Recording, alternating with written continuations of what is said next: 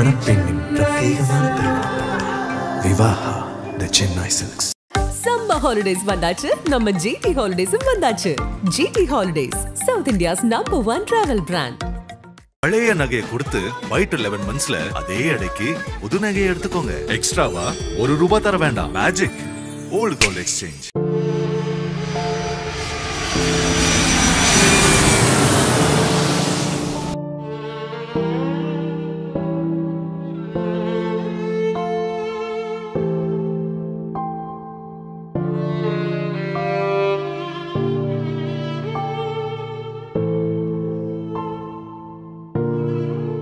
வாழ்க்கை ஒரு மெல்லிய நூலிழையில் தொங்குகிறது. ஒரு கணத்தில் நம்பிக்கைகளும் கனவுகளும் உயிர்ப்புடன் இருக்கின்றன, மறுகணத்தில் எல்லாமே சாம்பலாகி விடுகிறது.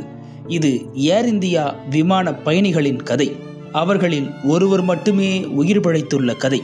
ஜூன் 12 அன்று அகமதாபாத்தின் சர்தார் வல்லபாய் பட்டேல் சர்வதேச விமான நிலையத்தில் இருந்து லண்டன் காட்விக் விமான நிலையத்திற்கு புறப்பட்ட விமானம் ஏர் இந்தியா 171 புறப்பட்ட 30 வினாடிகளில் மேகனி நகர் பகுதியில் உள்ள பிஜே மருத்துவக் கல்லூரி விடுதியின் உணவகத்தில் மோதி பெரும் விபத்துக்குள்ளானது.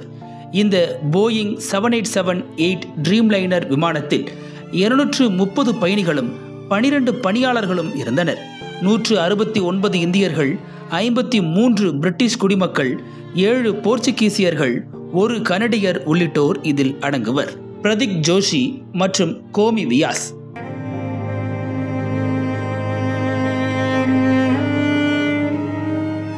பிரதீக் ஒரு மென்பொருள் வல்லுநர். 6 ஆண்டுகளாக லண்டனில் வாழ்ந்து வந்தார். உதய்பூரில் அவரது மனைவி டாக்டர் கோமி வியாஸ் ஒரு புகழ்பெற்ற மருத்துவர். 3 குழந்தைகளுடன் காத்திருந்தார்.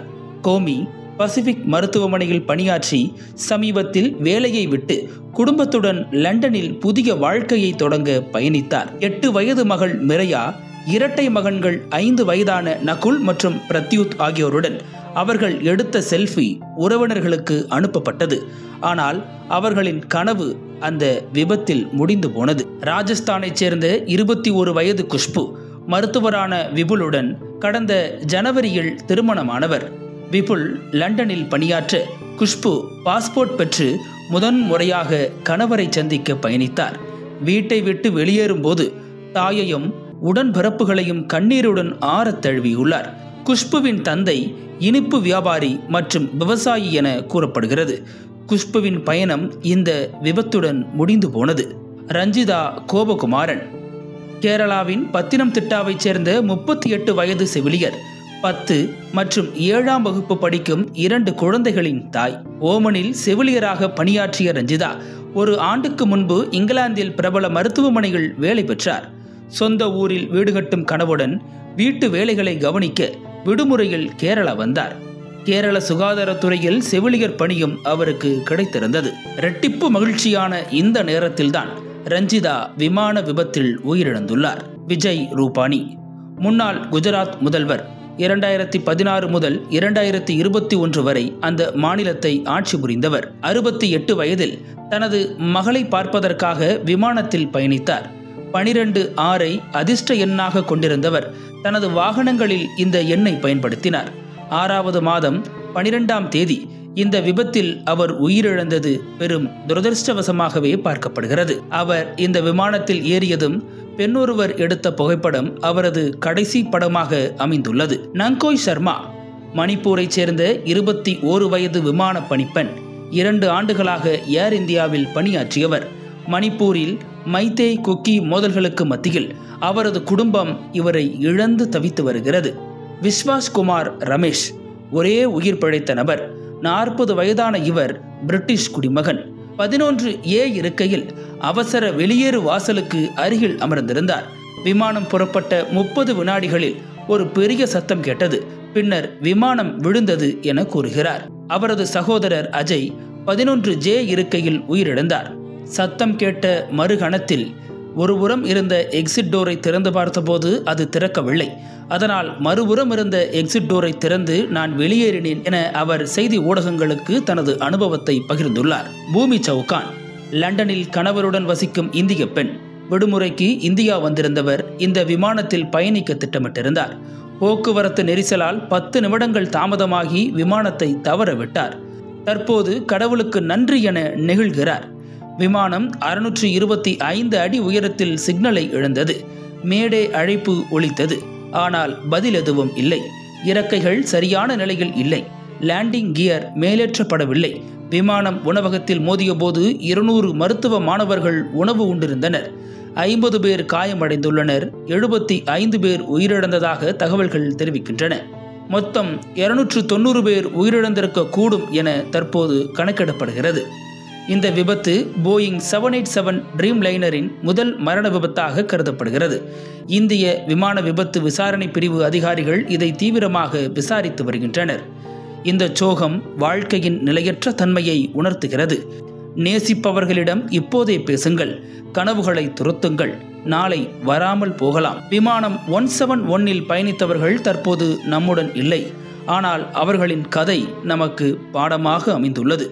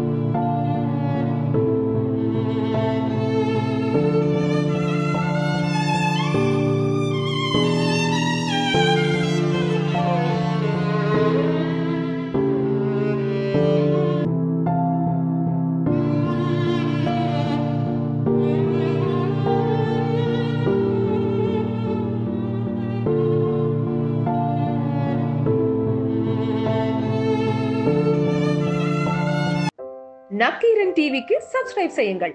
உங்கள் ஆதரவே எங்கள் பலம். ஆசிரியர்களுக்கு நண்பனாகவும் மாணவர்களுக்கு ஆசானாகவும் திகழும் தேர்வு வழிகாட்டி. ஒவ்வொரு பாடத்திற்கும் அனுபவமிக்க ஆசிரியர்களின் துல்லியமான தெளிவான விடைகள். CNC இருக்கு, தேர்வு பயம் எதற்கு? இது தீரன் பப்ளிஷிங் ஹவுஸ் விற்பனை வெளியீடு.